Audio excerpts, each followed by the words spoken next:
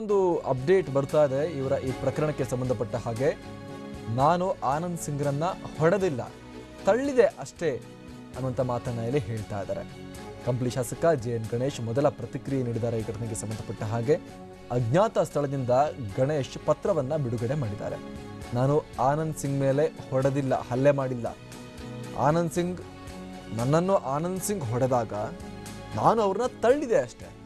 Sofa set ಮೇಲೆ ಬಿದ್ದು ಆ ರೀತಿ ಗಾಯವಾಗಿದೆ, ಅಂದೇನೂ ತಪ್ಪಿಲ್ಲ ಅಂತ ಗಣೇಶ್ ಪತ್ರವನ್ನ ಬರೆದು ಅಳಲನ್ನ ತೋಡ್ಕೊಂಡಿದ್ದಾರೆ. ಪಕ್ಷದ ನಾಯಕರ ವಿರುದ್ಧವೂ ಗಣೇಶ್ ಅಸಮಾಧಾನವನ್ನ ವ್ಯಕ್ತಪಡಿಸಿದ್ದಾರೆ. ಇದು ಗಣೇಶರ ಒಂದು ಹೇಳಿಕೆ ಬಿಡುಗಡೆ ಮಾಡಿರುವಂಥದ್ದು. ನಾನು ಹೊಡೆದಿಲ್ಲ, ಆನಂದ್ ಅವ್ರು ನನಗೆ ಹೊಡೆದ್ರು, ನಾನಾಗ ಅವ್ರನ್ನ ತಳ್ಳಿದೆ, ಅವ್ರು ಹೋಗಿ ಸೋಫಾ ಮೇಲೆ ಬಿದ್ರು, ಅಷ್ಟಕ್ಕೆ ಅವರ ಕಣ್ಣು ಆ ಮಟ್ಟಿಗೆ ಡ್ಯಾಮೇಜ್ ಆಗೋಯ್ತು ಅನ್ನುವಂಥ ಮಾತನ್ನು ಇಲ್ಲಿ ಆನಂದ್ ಸಿಂಗ್ ಬಗ್ಗೆ ಇವರು ಗಣೇಶ್ ಅವರು ಹೇಳ್ತಾ ಇರುವಂಥದ್ದು. ಶಾಸಕ ಗಣೇಶ್ ಅಜ್ಞಾತ ಸ್ಥಳದಿಂದ ಲೆಟರನ್ನು ರಿಲೀಸ್ ಮಾಡಿ ಈ ರೀತಿ ಈಗ ಹೇಳ್ತಾ ಇದ್ದಾರೆ. ಸಮಜಾಯಿಷಿ ಕೊಡೋಕ್ಕೂ ಕೂಡ ಒಂದು ಮಿತಿ ಅಂತ ಇರುತ್ತೆ, ಎಲ್ರಿಗೂ ಕೂಡ ಅರ್ಥ ಆಗುತ್ತೆ ಇಲ್ಲಿ ಗಣೇಶ್ ಅವರು ಸತ್ಯ ಹೇಳ್ತಿದ್ದಾರೋ ಸುಳ್ಳು ಹೇಳ್ತಿದ್ದಾರೋ ಏನಾಗಿರ್ಬೋದು ಅಂಥೇಳಿ. ಆನಂದ್ ಸಿಂಗ್ರ ಕಣ್ಣು, ಅವರ ಮುಖ ನೋಡಿದ್ರೆ ಎಲ್ರಿಗೂ ಕೂಡ ಅರ್ಥ ಆಗುತ್ತೆ. ಜೊತೆಗೆ ಅಲ್ಲಿದ್ದಂತಹ ಕಾಂಗ್ರೆಸ್ನ ಶಾಸಕರುಗಳು, ಅಲ್ಲಿದ್ದಂಥ ಈಗಲ್ಟನ್ ರೆಸಾರ್ಟ್ನ ಸಿಬ್ಬಂದಿ ಎಲ್ಲರೂ ಕೂಡ ಸಾಕ್ಷಿಯಾಗಿದ್ದಾರೆ. ಆನಂದ್ ಸಿಂಗ್ರ ಹೇಳಿಕೆ ಕೂಡ ಇದೆ. ಆನಂದ್ ಸಿಂಗ್ರ ಹೇಳಿಕೆಯಲ್ಲೂ ಕೂಡ ಸ್ಪಷ್ಟವಾಗಿ ಎಲ್ಲ ವಿಚಾರಗಳನ್ನು ಉಲ್ಲೇಖ ಆಗಿದೆ, ಗಣೇಶ್ ಏನೇನು ಮಾಡಿದ್ದಾರೆ ಅಂತ.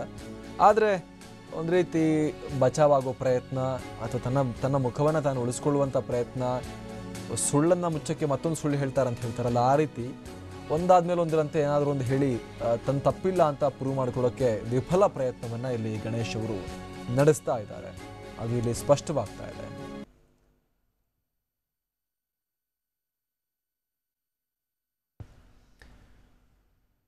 ಗಣೇಶ್ ರಿಲೀಸ್ ಮಾಡಿರುವಂತಹ ಹೇಳಿಕೆಯನ್ನು ನಾವೀಗ ಗಮನಿಸ್ತಾ ಇದ್ವಿ. ಅಜ್ಞಾತ ಸ್ಥಳದಿಂದ ಫೇಸ್ಬುಕ್ ಪೋಸ್ಟ್ ಮಾಡಿದ್ದಾರೆ ಕಂಪ್ಲಿ ಗಣೇಶ್ ಅವರು. ಆನಂದ್ ಸಿಂಗ್ಗೆ ಚಿಕಿತ್ಸೆ ಕೊಡ್ತಾ ಇರುವ ದೃಶ್ಯಗಳನ್ನು ಕೂಡ ನಾವು ನೋಡ್ತಾ ಇದ್ದೀವಿ, ಹಳೆಯ ದೃಶ್ಯಗಳು. ಜೊತೆಗೆ ಶಾಸಕ ಗಣೇಶ್ ಅವರು ಏನು ಕೊಟ್ಟಂಥ ಹೇಳಿಕೆ ಬಗ್ಗೆ ಕೂಡ ನಾವು ಮಾಹಿತಿಯನ್ನು ಗಮನಿಸ್ತಾ ಇದ್ದೀವಿ. ಫೇಸ್ಬುಕ್ನಲ್ಲಿ ಅವರು ಪೋಸ್ಟನ್ನು ಮಾಡೋ ಮೂಲಕ ಈ ರೀತಿಯಾಗಿ ಹೇಳಿರುವಂಥದ್ದು, ನಾನು ಹೊಡೆದಿಲ್ಲ, ತಳ್ಳಿದ್ದು ಮಾತ್ರ ಅಂತ. ಅದಕ್ಕಿಂತ ಹೆಚ್ಚಾಗಿ ನನಗೆ ಹೊಡೆದಿದ್ದು ಆನಂದ್ ಸಿಂಗ್ಗೆ, ಹೊಡೆಯೋಕ್ಕೆ ಬಂದಾಗ ತಳ್ಳಿದೆ, ಸೋಫಾದ ಮೇಲೆ ಬಿದ್ದು ಅವರಿಗೆ ಆ ರೀತಿ ಏಟಾಯಿತು ಅನ್ನುವಂಥ ಒಂದು ಹೇಳಿಕೆಯನ್ನು ಇಲ್ಲಿ ಕಂಪ್ಲಿ ಗಣೇಶ್ ನೀಡಿರುವಂಥದ್ದು. ಅಜ್ಞಾತ ಸ್ಥಳದಲ್ಲಿ ಅಡಗಿಕೊಂಡಿರುವಂತಹ ಕಂಪ್ಲಿ ಗಣೇಶ್ ಈ ರೀತಿಯಾಗಿ ಹೇಳಿಕೆಯನ್ನು ನೀಡಿರುವಂಥದ್ದು.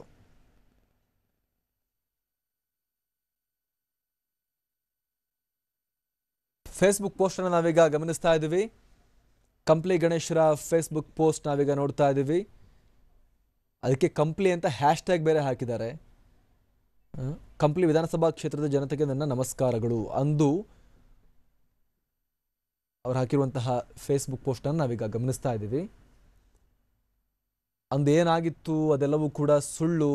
ಈಗಲ್ಟನ್ ರೆಸಾರ್ಟ್ನಲ್ಲಿ ನಾನು ಹಾಗೂ ಆನಂದ್ ಸಿಂಗ್ ಪಾರ್ಟಿ ಮಾಡಿದ್ವಿ, ಆ ಟೈಮಲ್ಲಿ ಈ ರೀತಿಯೆಲ್ಲ ಆಯಿತು, ಆ ಟೈಮಲ್ಲಿ ನನಗವರು ಹೊಡೆದ್ರು, ಹೆಬ್ಬೆರಳನ್ನು ತಿರುಗಿಸಿದ್ರು, ಆಗ ನಾನು ಅವ್ರನ್ನ ತಳ್ಳಿದೆ ಅಷ್ಟೇ ಅನ್ನುವಂಥ ಒಂದು ಫೇಸ್ಬುಕ್ ಪೋಸ್ಟನ್ನು ಅವರಿಲ್ಲಿ ಮಾಡಿದ್ದಾರೆ.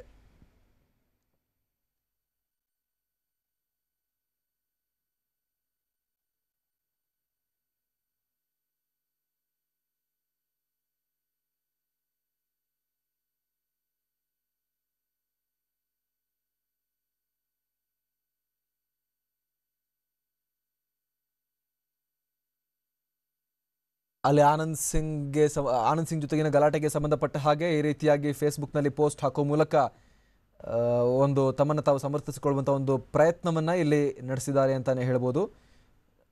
ಅದರಲ್ಲಿ ಏನೆಲ್ಲ ಇದೆ ಆ ಕಂಟೆಂಟ್ ಅಂತ ನಾವೀಗ ಸ್ಕ್ರೀನ್ ಮೇಲೆ ಗಮನಿಸ್ತಾ ಇದ್ದೀವಿ.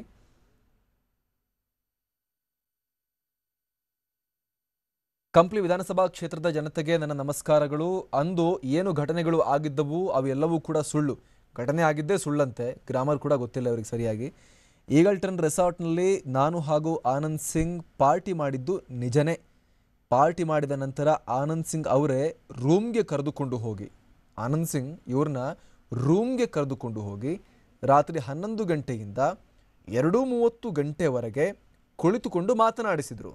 ನಂತರ ನೀನು ಸಾಮಾನ್ಯ ವ್ಯಕ್ತಿ, ನೀನು MLA ಆಗಿದ್ದು ನಾನು ಸಹಿಸೋದಿಲ್ಲ, ನನ್ನ ಅಪೋಸಿಟ್ ಕುಳಿತುಕೊಳ್ಳುವ ಶಕ್ತಿ ನನಗೆ ಬಂತ ಮಗನೇ, ಕೆಳಗೆ ಕುಳಿತುಕೊಳ್ಳು ಮಗನೇ ಅಂತ ನನಗೆ ನಿಂದನೆ ಮಾಡುತ್ತಲೇ ಮಾತನಾಡಿದ್ದಾರೆ. ಆ ನಂತರ ಮಾತಿಗೆ ಮಾತು ಬೆಳೆದು ಗಲಾಟೆ ಆಯಿತು, ನನಗೆ ಹೊಡೆಯೋಕೆ ಬಂದರು. ಆಗ ನಾನು ಅವರಿಗೆ ವಾಪಸ್ ತಳ್ಳಿದೆ, ಆಗ ಬಿದ್ದು ಅವರಿಗೆ ಇಷ್ಟೆಲ್ಲ ಆಯಿತು ಅನ್ನುವಂಥ ಮಾತನ್ನು ತಮ್ಮ ಫೇಸ್ಬುಕ್ ಪೋಸ್ಟ್ನಲ್ಲಿ ಬರ್ಕೊಂಡಿದ್ದಾರೆ ಗಣೇಶ್ ಅವರು. ಮತ್ತಷ್ಟು ಮಾಹಿತಿಯನ್ನು ನೀಡ್ತಾರೆ ನಮ್ಮ ಪ್ರತಿನಿಧಿ ಬಸವರಾಜ್. ಶಾಸಕ ಗಣೇಶ್ ಅವರು ಮತ್ತೊಂದು ವಿಫಲ ಪ್ರಯತ್ನವನ್ನು ನಡೆಸಿದಂಗೆ ಕಾಣಿಸ್ತಾ ಇದೆ ಇಲ್ಲಿ ಫೇಸ್ಬುಕ್ ಪೋಸ್ಟ್ ಮೂಲಕ. ತಮ್ಮನ್ನು ತಾವು ಸಮರ್ಥಿಸಿಕೊಳ್ಳಲಿಕ್ಕೆ ತಮ್ಮ ಕ್ಷೇತ್ರದ ಜನ ಗೂಂಡ ಅನ್ಕೋಬಾರ್ದು ಅನ್ನುವಂಥ ಭೀತಿಲಿ ಈ ರೀತಿಯೋ ಹಾಕಿದ್ದಾರೆ ಅನ್ಸುತ್ತೆ. ಖಂಡಿತ ಅಮರ್ ಪ್ರಸಾದ್, ಕಳೆದ 3-4 ದಿನಗಳಿಂದ ಕೂಡ ಈಗಲ್ಟನ್ ರೆಸಾರ್ಟ್ ಅಲ್ಲಿ ಕಂಪ್ಲಿ ಕ್ಷೇತ್ರದ ಶಾಸಕ ಗಣೇಶ್ ಆನಂದ್ ಸಿಂಗ್ ಮೇಲೆ ಹಲ್ಲೆ ಮಾಡಿದ ನಂತರ ಇಡೀ ಕಂಪ್ಲಿ ಕ್ಷೇತ್ರ ಸೇರಿದಂತೆ ಇಡೀ ಜಿಲ್ಲೆಯಲ್ಲಿ ಕೂಡ ಸಾಕಷ್ಟು ವ್ಯಾಪಕವಾಗಿ ಆಕ್ರೋಶಗಳು ಕೂಡ ವ್ಯಕ್ತ ಆಗ್ತಾ ಇತ್ತು. ಶಾಸಕ ಗಣೇಶ್ ಅವರ ವರ್ತನೆಗೆ ಇಡೀ ಜಿಲ್ಲೆಯಲ್ಲಿ ಕೂಡ ಖಂಡನೆ ಕೂಡ ವ್ಯಕ್ತ ಆಗ್ತಾ ಇದೆ.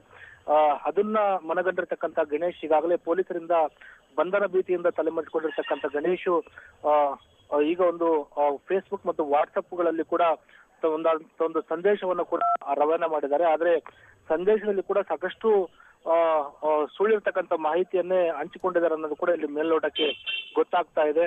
ಯಾಕೆಂತಂದ್ರೆ ಇಡೀ ಘಟನೆಯನ್ನ ಈಗಾಗಲೇ ಆನಂದ್ ಸಿಂಗ್ ಕೂಡ ದೂರಿನಲ್ಲಿ ಕೂಡ ಉಲ್ಲೇಖ ಕೂಡ ಮಾಡಿದ್ದಾರೆ. ಮತ್ತೊಂದು ಕಡೆ ಆ ಸಂದರ್ಭದಲ್ಲಿ ಉಪಸ್ಥಿತಕ್ಕಂಥ ಕೆಲ ಶಾಸಕರು ಕೂಡ ಅವರನ್ನು ಕೂಡ ಸಾಕ್ಷಿಯಾಗಿ ಪೊಲೀಸರು ಪರಿಗಣಿಸಿದ್ದಾರೆ. ಅವರು ಕೂಡ ಈಗಾಗಲೇ ಮಾಧ್ಯಮಗಳು ಕೂಡ ಕೆಲವು ಶಾಸಕರು ಕೂಡ ಹೇಳಿಕೆಯನ್ನು ಕೂಡ ಕೊಟ್ಟಿದ್ದಾರೆ. ಆದ್ರೆ ಇಲ್ಲಿ ಗಣೇಶ್ ಆನಂದ್ ಸಿಂಗ್ ಮೇಲೆ ಅಲ್ಲೇನೇ ಮಾಡಿಲ್ಲ ಅನ್ನೋ ನಿಟ್ಟಿನಲ್ಲಿ ಕೂಡ ಒಂದು ವಾಟ್ಸಪ್ ಅಲ್ಲಿ ಸಂದೇಶವನ್ನು ಹಾಕಿದ್ದಾರೆ. ಆದ್ರೆ ಇಡೀ ಈ ಸಂದೇಶ ನೋಡಿದ್ರೆ ಇಲ್ಲಿ ಆನಂದ್ ಸಿಂಗ್ ಅವ್ರದೇ ತಪ್ಪಿದೆ ಅನ್ನೋ ನಿಟ್ಟಿನಲ್ಲಿ ಕೂಡ ಅವರ ಒಂದು ಸಂದೇಶದಲ್ಲಿ ಗೊತ್ತಾಗುತ್ತೆ. ಯಾಕೆಂತಂದ್ರೆ ಆನಂದ್ ಸಿಂಗ್ ಅವರನ್ನ ಕೊಠಡಿ ಕರೆದುಕೊಂಡು ಹೋಗ್ಲಿಕ್ಕೆ ನನ್ನನ್ನ ಹೇಳಿದ್ರು. ನಾನು ಕೊಠಡಿ ಕರೆದುಕೊಂಡು ಹೋಗ್ತಕ್ಕಂಥ ಸಂದರ್ಭದಲ್ಲಿ ಅವರು ನನಗೆ ಅವಾಚ್ಯ ಶಬ್ದಗಳಿಂದ ನಿಂದನೆ ಮಾಡಿದ್ರು.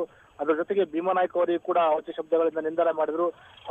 ಆ ರೀತಿ ಹೇಳಿರ್ತಕ್ಕಂಥ ಗಣೇಶ್ ಅದ್ರ ಜೊತೆಗೆ ಆನಂದ್ ಸಿಂಗ್ ಅವರೇ ನನ್ನ ಮೇಲೆ ವಿನಾಕಾರಣ ಹಲ್ಲೆ ಮಾಡಿದ್ರು, ಅವಾಚ್ಯ ಶಬ್ದಗಳಿಂದ ನಿಂದಿರಿಸಿದ್ರು. ನನಗೆ ಹೊಡಿತಕ್ಕಂಥ ಸಂದರ್ಭದಲ್ಲಿ ಅವರು ಕುಸ್ತು ಬಿದ್ರು. ಆ ನಿಟ್ಟಿನಲ್ಲಿ ಅವರಿಗೆ ಕಣ್ಣಿಗೆ ಗಾಯ ಆಗಿದೆ ನಿಟ್ಟಿನಲ್ಲಿ ಆ ರೀತಿಯ ಸಮರ್ಥನೆಯನ್ನ ತಮ್ಮ ಮೆಸೇಜ್ ಅಲ್ಲಿ ಹೇಳ್ಕೊಂಡಿದ್ದಾರೆ. ಆದ್ರೆ ಅವತ್ತು ಘಟನೆಯ ನಂತರ ಹೊರಗಡೆ ಬಂದ ತಕ್ಷಣ ಕೂಡ ಅವ್ರು ಹೇಳ್ಕೊಂಡಿರ್ತಕ್ಕಂಥ ಹೇಳಿಕೆ ಗಲಾಟೆ ಆಗಿರ್ತಕ್ಕಂಥದ್ದು ನಿಜ. ಆದ್ರೆ ನನ್ನ ಆನಂದ್ ಸಿಂಗ್ ನಡುವೆ ಗಲಾಟೆ ಆಗಿರ್ತಕ್ಕಂಥದ್ದಲ್ಲ, ಭೀಮನಾಯ್ಕ್ ಮತ್ತು ಆನಂದ್ ಸಿಂಗ್ ನಡುವೆ ಗಲಾಟೆ ಆಗ್ತಕ್ಕಂಥ ನಂದು ಯಾವುದೇ ಕೂಡ ಪಾತ್ರ ಇಲ್ಲ ಅನ್ನೋದ್ರಲ್ಲಿ ಅವತ್ತು ಹೇಳಿಕೆ ಕೊಟ್ಟಿದ್ದಾರೆ. ಆದ್ರೆ ಈ ಸಂದೇಶದಲ್ಲಿ ಆನಂದ್ ಸಿಂಗ್ ಅವರೇ ನನ್ನ ಮೇಲೆ ಹಲ್ಲೆ ನಡೆಸಿರೋ ಹೇಳಿಕೆಯನ್ನ ಕೂಡ ಕೊಟ್ಟಿದ್ದಾರೆ. ಆದ್ರೆ ಒಂದಕ್ಕೊಂದು ಕೂಡ ಸಾಕಷ್ಟು ತದ್ವಿರುದ್ಧಾಗಿರ್ತಕ್ಕಂಥ ಸಂದೇಶಗಳನ್ನು ಕೂಡ ಗಣೇಶ್ ಅವರಿಂದ ಕೂಡ ಬರ್ತಾ ಇದೆ. ನೋಡಿದ್ರೆ ಈ ಪ್ರಕರಣ ಸಾಕಷ್ಟು ಇನ್ನಷ್ಟು ಟಿಸ್ಟ್ ಪಡ್ತಕ್ಕಂಥ ಸಾಧ್ಯತೆಗಳು ಕೂಡ ಹೆಚ್ಚಿರ್ತಕ್ಕಂಥದ್ದು. ಯಾಕಂತಂದ್ರೆ ಇನ್ನೊಂದು ಪ್ರಮುಖವಾಗಿರ್ತಕ್ಕಂಥದ್ದು ಒಳಗಡೆ ಇರ್ತಕ್ಕಂಥ ಬಸವರಾಜ್. Thank you Basavaraj.